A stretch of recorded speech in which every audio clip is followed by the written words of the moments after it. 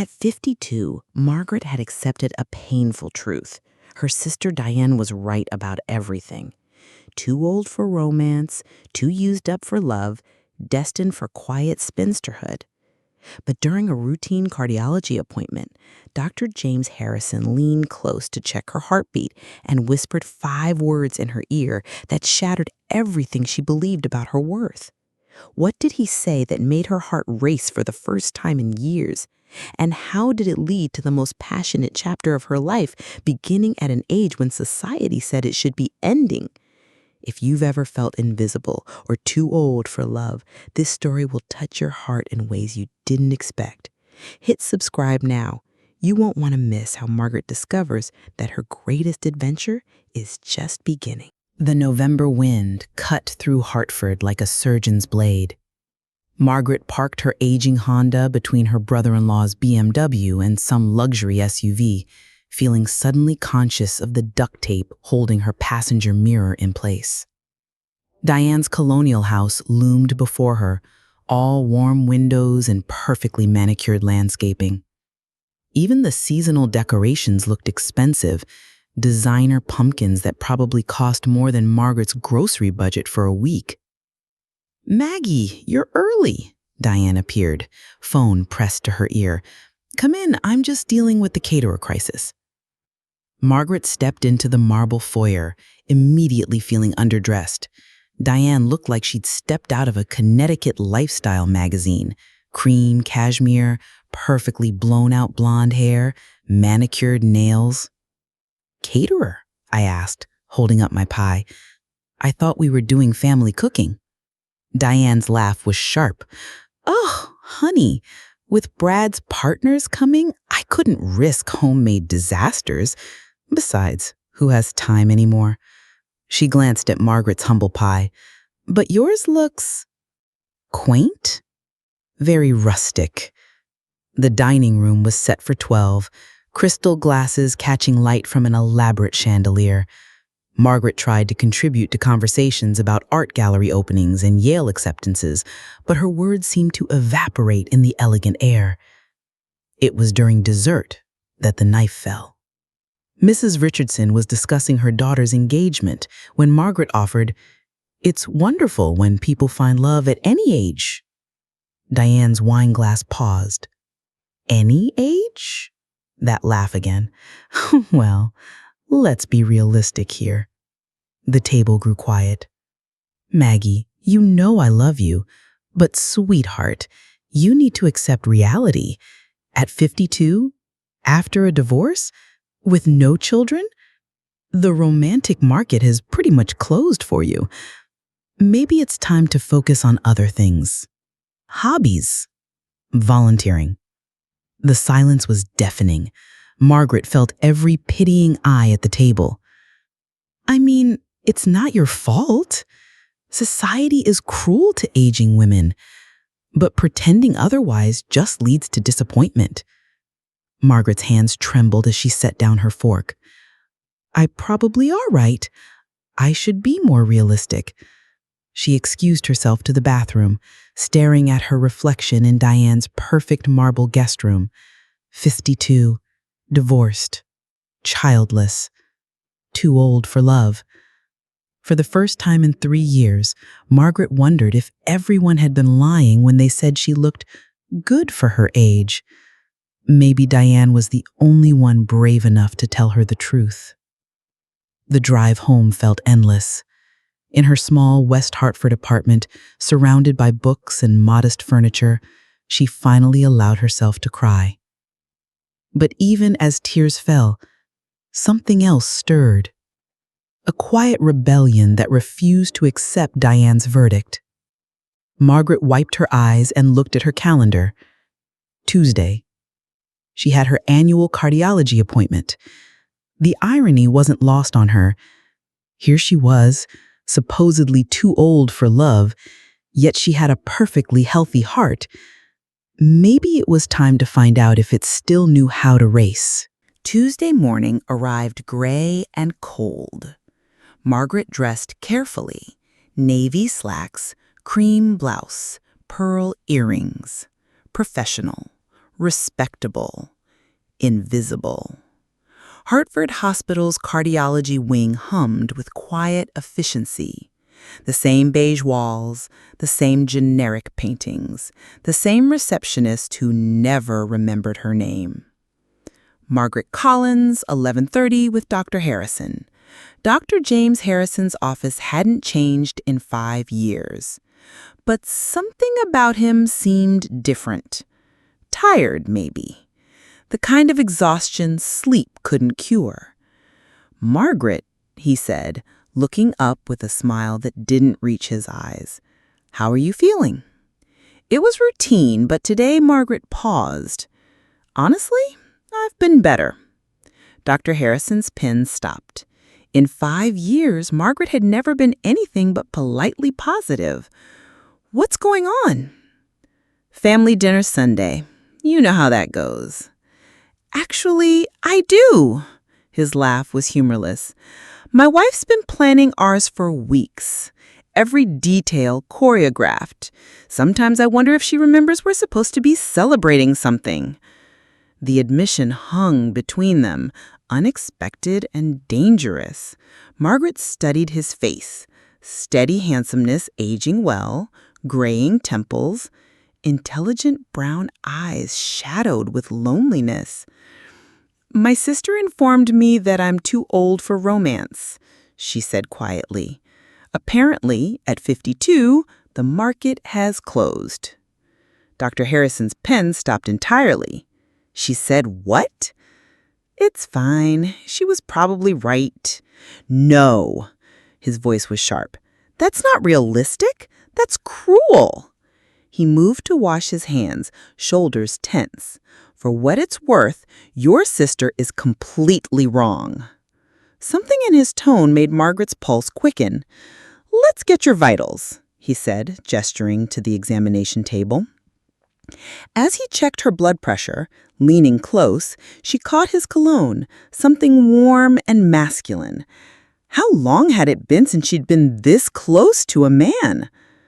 "A little elevated," he murmured. "Feeling anxious?" "Yes," she thought. "About the way you're looking at me." As he checked her pulse, his thumb pressed gently against her wrist. Margaret studied his face, the concentration, hair falling across his forehead, shadows under his eyes.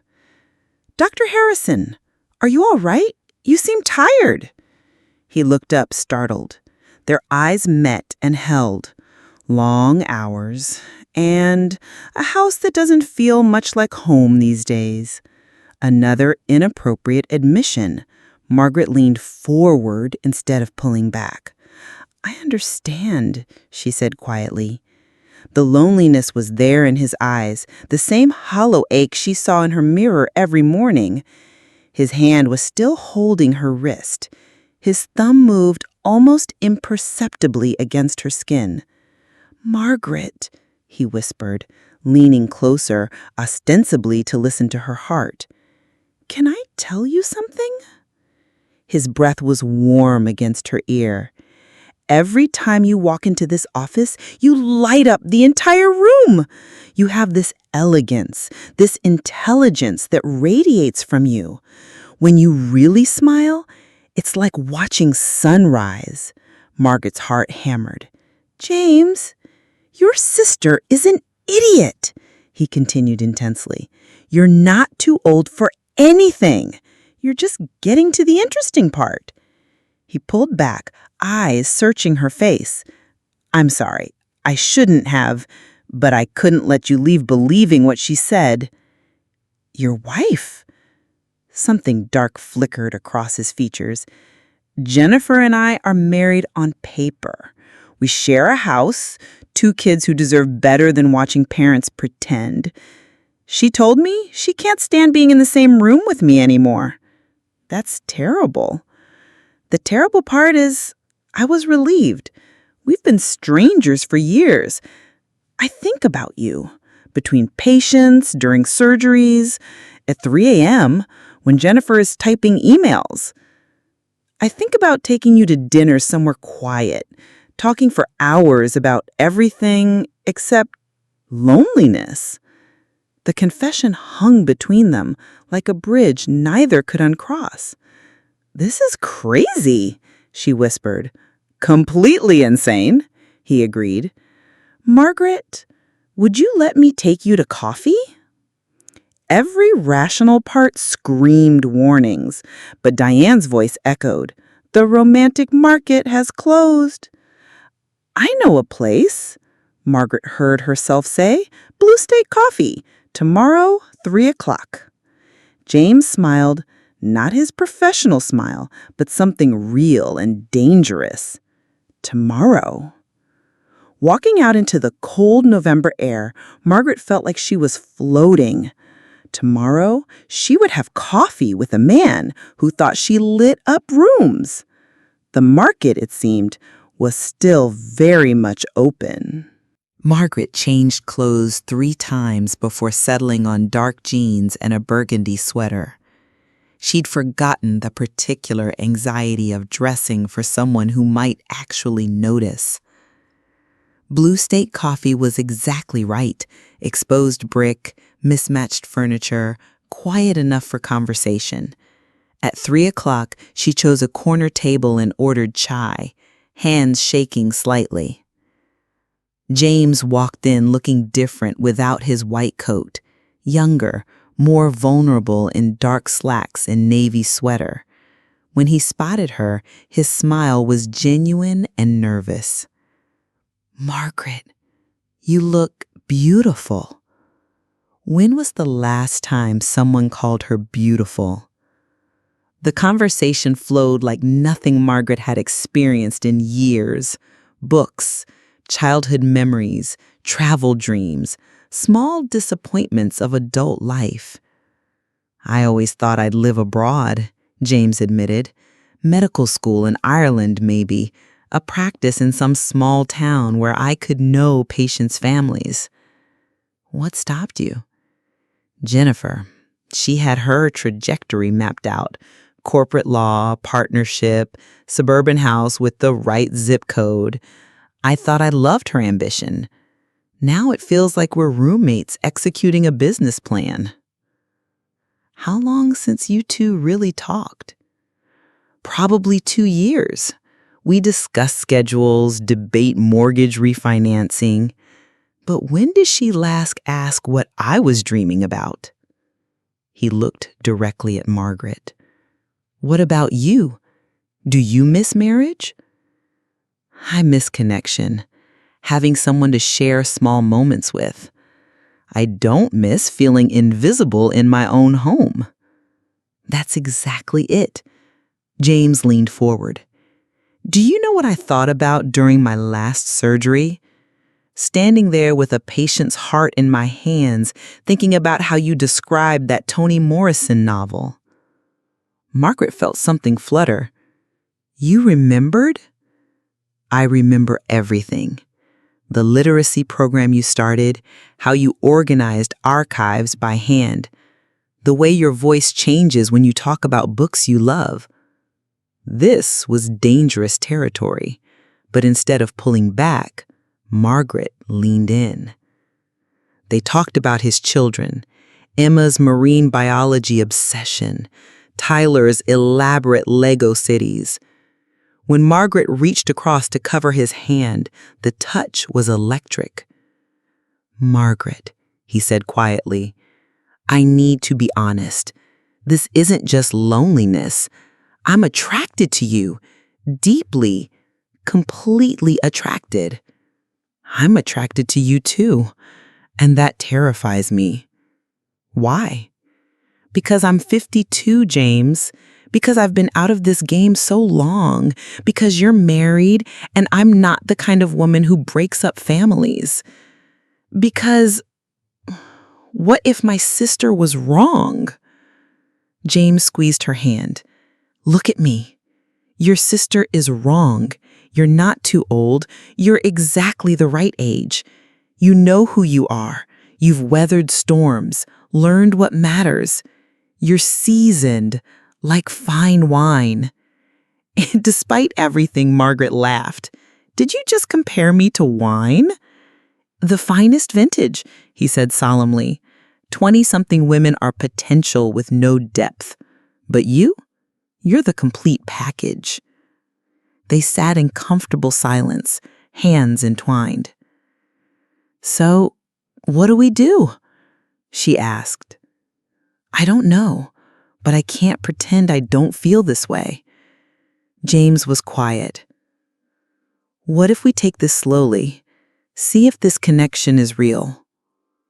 And if it is, then we figure out how to do this right, with honesty and integrity."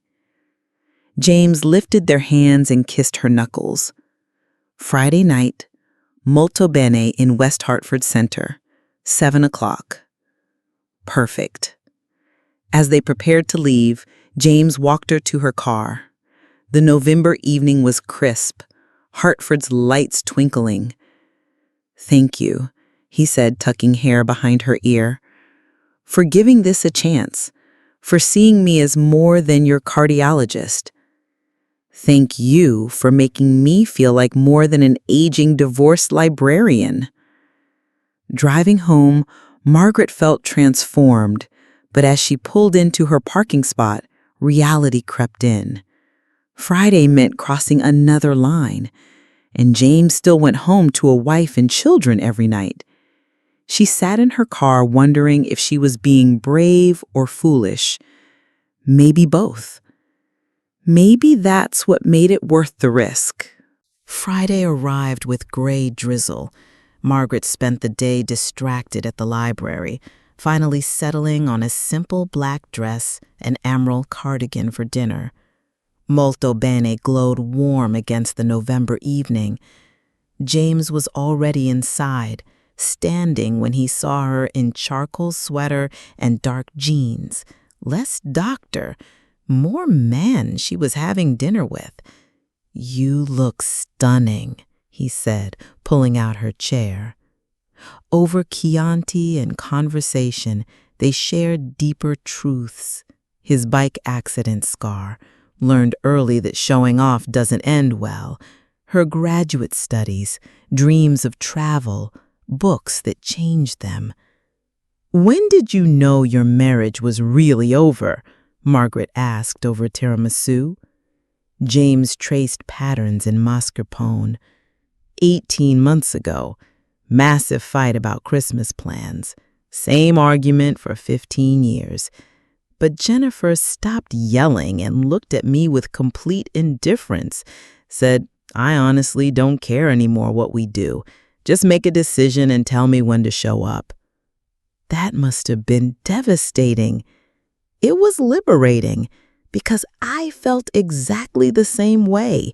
We'd been play-acting marriage so long we'd forgotten what caring felt like.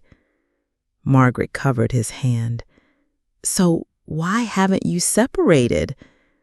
"The kids, partly, but also," he intertwined their fingers, "I think I was waiting for something to make the decision inevitable, someone to make it necessary." The implications settled between them. Margaret's pulse quickened. "What are we doing here, James?"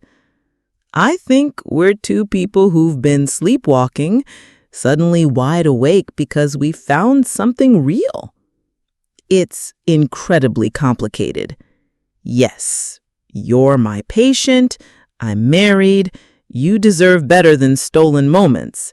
But Margaret, I haven't felt this connected to another human in years, maybe ever." Margaret studied his earnest face, thumb tracing her skin. "If we do this, we do it right. No sneaking around, no lies. You need an honest conversation with your wife first. And if that goes the way I think it will, then we see where this takes us, but not before. That's going to be difficult. The best conversations usually are." James signaled for the check. "Can I tell you something that might sound crazy? I've been thinking about introducing you to Emma and Tyler, not as anything specific, just as someone who loves books, who might appreciate Tyler's projects." Meeting his children would make this terrifyingly real. It's terrifying, she said honestly. And yes, I'd love to meet them. Walking to their cars in soft rain, James caught her hand under a streetlight. Whatever happens next, he said, rain in his hair. Meeting you reminded me what it feels like to be alive. Before she could respond, he kissed her. Not tentative, but sure, warm, full of promises. Margaret melted into it, pulling him closer as rain fell around them. When they broke apart, breathing hard, Margaret knew there was no going back. "Call me after you talk to Jennifer," she whispered. "I will. This isn't the end, Margaret. This is just the beginning." Driving home through rain-slicked streets, Margaret caught her reflection. The woman looking back had been kissed in the rain by a man who thought she lit up rooms. This woman was about to become part of someone's beautiful, complicated life. And for the first time in years, she looked completely, utterly alive.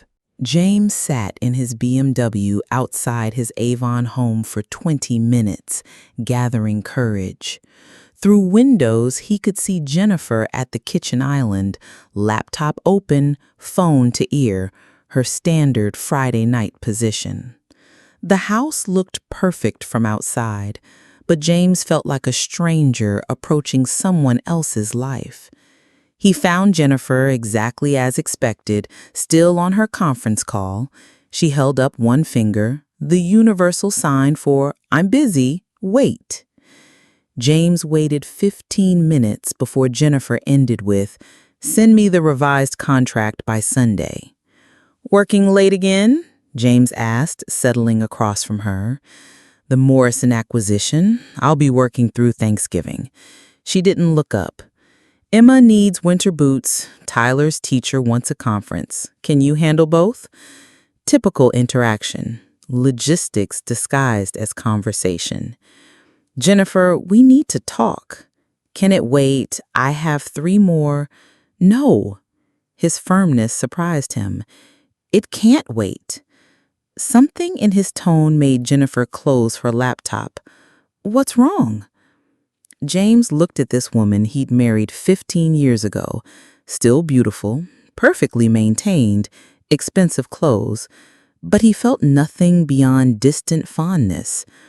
"When was the last time we had a real conversation? We talk every day. About us, Jennifer. When did we stop being married and start being business partners with a mortgage?" She frowned, sensing dangerous territory. "I don't know what you mean.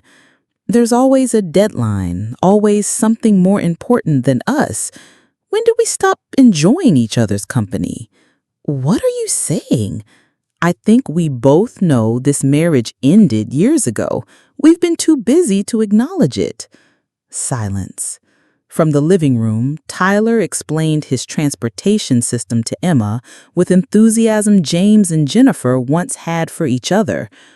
"Are you having an affair?" Jennifer asked quietly. James could lie, deflect, but he'd promised honesty. "I've met someone, but nothing happened beyond dinner and conversation. I wanted this conversation first."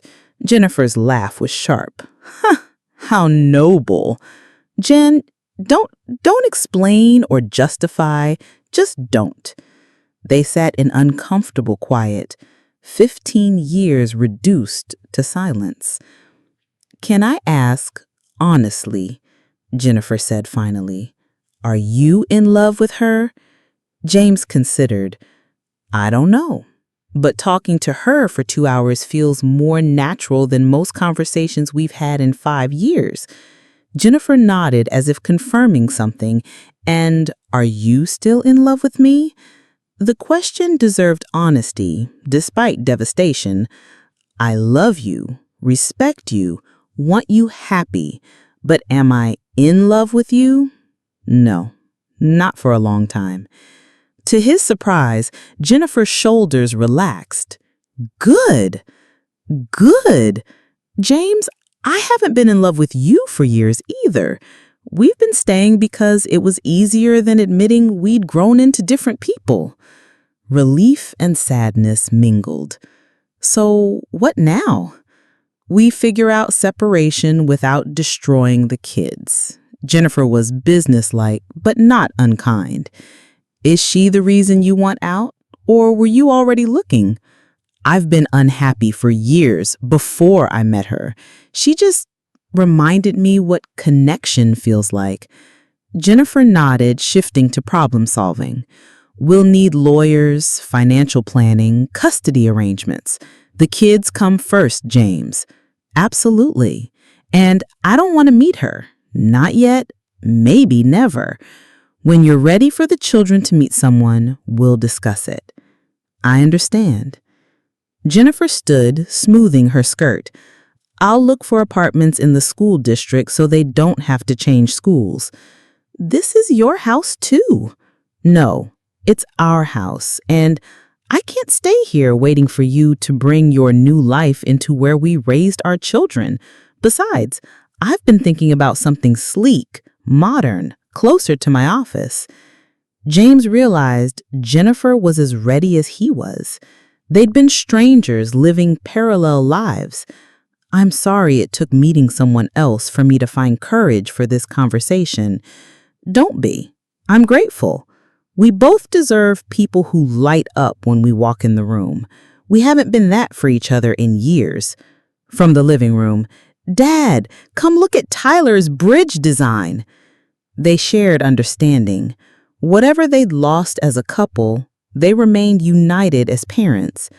We should tell them soon, Jennifer said, carefully, with reassurance, that sometimes adults grow in different directions, but no one did anything wrong, and that we'll always be a family, even if the shape changes. James felt weight lifting from his shoulders, the guilt, pretending, exhausting maintenance of a dead marriage finally ending. I should call Margaret, let her know we talked. Jennifer's expression tightened, but she nodded. Not from here. Give me a few days before your new life starts in our old space. Of course. As James gathered keys and coat, Jennifer spoke once more. James, I hope she makes you happy. Really. Thank you. I hope you find that too. Someone who appreciates how brilliant you are. They shared mutual respect, affection, not spousal love, but acknowledgement of two people who'd shared 15 years, 2 children, and courage to finally tell truth. Driving through Avon's quiet streets toward Hartford, James's phone felt like it contained all possibility. Margaret was waiting, and for the first time in years, he had good news to share. Margaret's phone rang at 9:47 p.m. James's name made her heart skip. How did it go? Better than expected. We're getting separated, Margaret, officially, and it was mutual. Relief flooded through her. They talked for over an hour about the conversation, logistics, what this meant for them. But over the weekend, a different feeling crept in. Margaret thought about Diane's cruel words, years of subtle put-downs. Her sister had tried to convince her she was too old for love, destined for resigned spinsterhood. Margaret had proven her wrong, but Diane didn't know yet. Monday morning, helping a young mother find books about divorce, Margaret made a decision that surprised her with its clarity.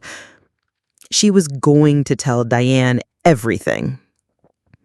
Tuesday afternoon, she drove to Westport without calling. Diane's book club was meeting. Perfect timing. Margaret found them in the sunroom overlooking professional landscaping, discussing some literary novel. The same women who'd witnessed her humiliation. Margaret, Diane's surprise was evident. What are you doing here?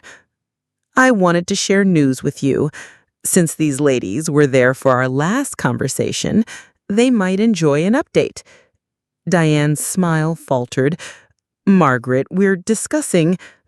This will just take a moment. Margaret pulled out her phone, scrolling to James' selfie with the kids. I wanted you to meet someone. She showed the group. This is Dr. James Harrison, cardiologist at Hartford Hospital. We've been seeing each other. Profound silence. Mrs. Richardson's coffee cup paused. Quite handsome, isn't he? 45, wonderful father. Emma's 12, fascinated by marine biology. Tyler's 9, builds complex engineering projects. Diane's face cycled through emotions. Margaret, what are you saying exactly? I'm saying you were wrong, Diane. Spectacularly, completely wrong. Margaret's voice remained calm, but had steel underneath. Remember when you announced the romantic market had closed for me? That I needed to accept reality and focus on hobbies? The book club exchanged uncomfortable glances. While some men find women with depth and experience far more interesting than whatever 20-something you had in mind, James says my maturity is exactly what attracted him. I'm seasoned, like fine wine at its perfect moment. Margaret, I'm not finished. James is getting divorced. When he met me, he said it reminded him what real connection felt like. We're taking it slowly, of course, but he's talked about introducing me to the children. Apparently, I'm exactly the influence he wants in their lives. Diane stared as if seeing her sister for the first time. I don't understand. You know what he told me? That I lit up his entire room every time I entered? Can you imagine all these years thinking I was invisible and this wonderful man was noticing everything about me? Mrs. Richardson found her voice. That's wonderful, Margaret. Thank you. I think so too. Margaret stood gracefully. The funny thing is, I almost believed you. I almost accepted that my life was over, that I should hope for quiet resignation. Margaret, I never... But you did, in front of all these witnesses. You told me to accept reality, stop pretending I could be desirable.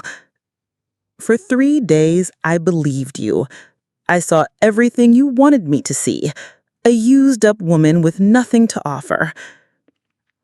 Profound quiet, except for the grandfather clock. Then something interesting happened. A man who could have anyone looked at me and saw something beautiful, something worth changing his entire life for. Margaret picked up her purse. So the question is, Diane, were you trying to help by crushing my spirit or making yourself feel better about your own fears? Diane had gone pale. Margaret, I was trying to protect you. No, you were trying to keep me in the box you'd built, the sad spinster sister who made you feel successful by comparison. But I don't fit that box anymore. Margaret paused at the door. Ladies, lovely seeing you. Diane, I hope you find whatever you're really looking for, but you won't find it by tearing down other people's possibilities. Walking through Diane's perfect house, Margaret heard explosive conversation erupting behind her. By tomorrow, half of Westport would know Margaret found love at 52.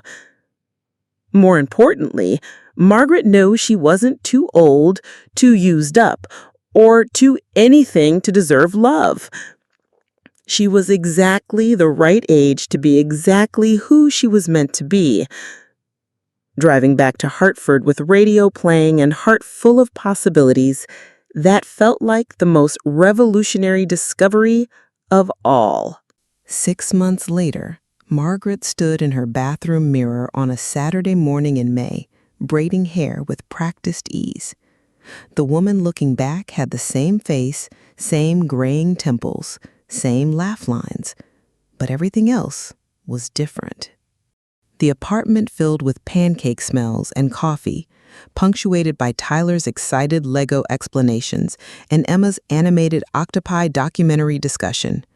James's laughter carried from the kitchen, warm and genuine.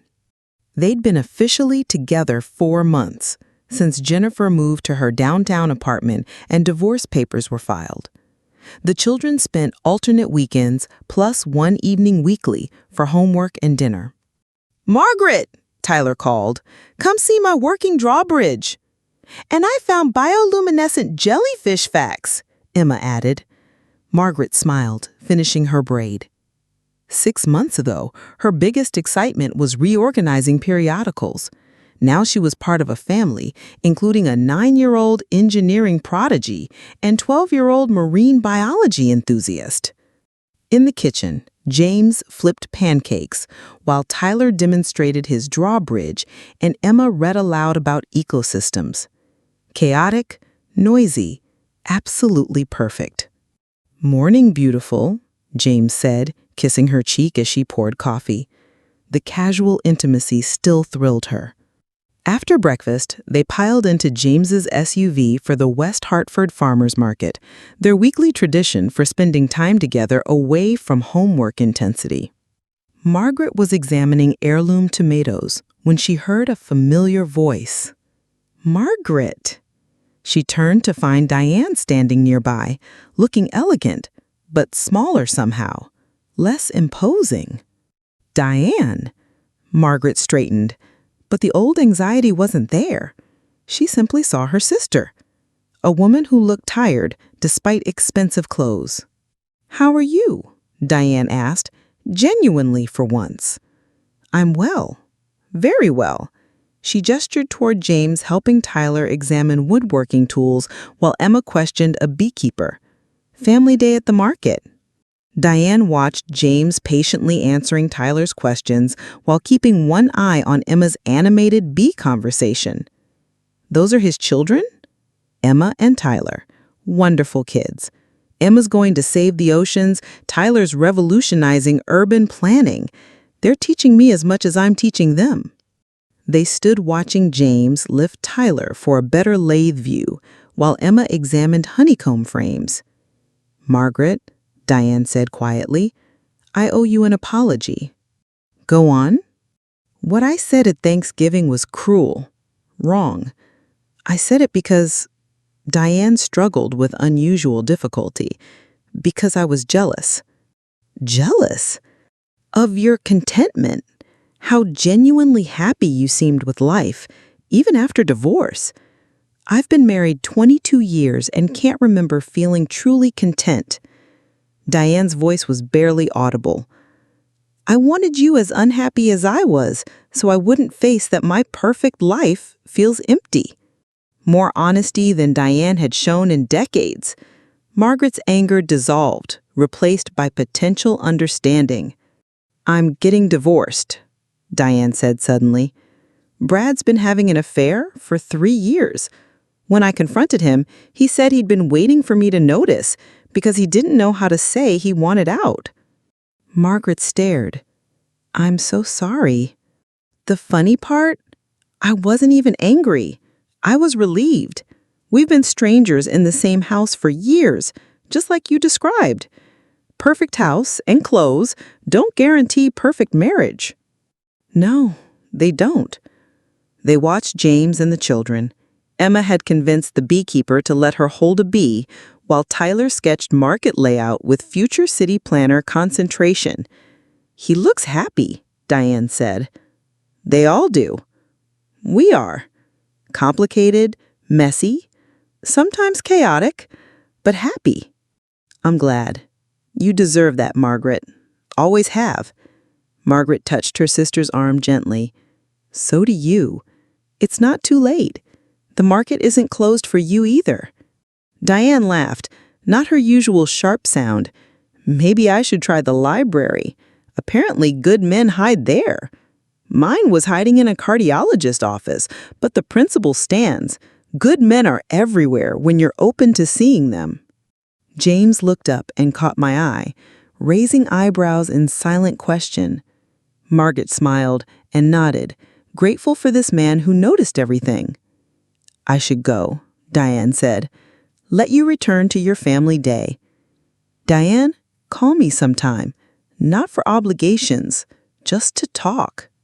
"I'd like that.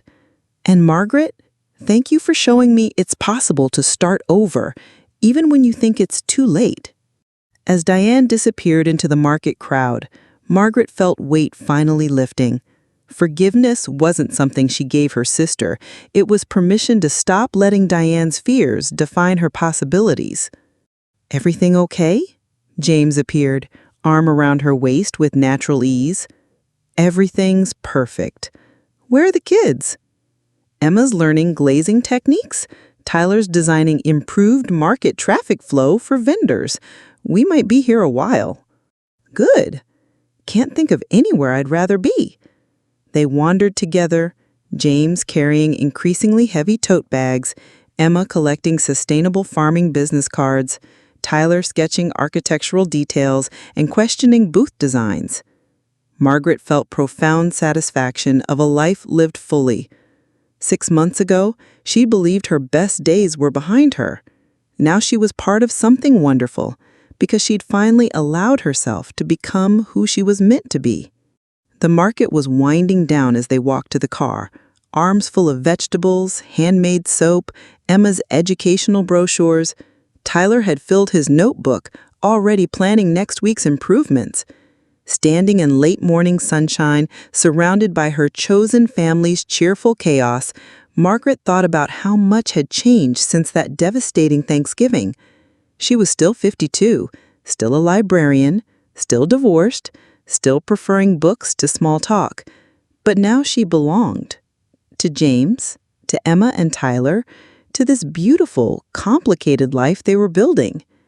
And for the first time in decades, Margaret Collins knew with absolute certainty that the best parts of her story were still being written.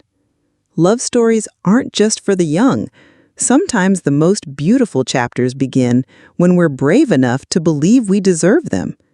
If this story touched your heart, subscribe for more tales about second chances, unexpected love, and the courage to rewrite your own ending. Because it's never too late to discover that your greatest adventure is still ahead of you.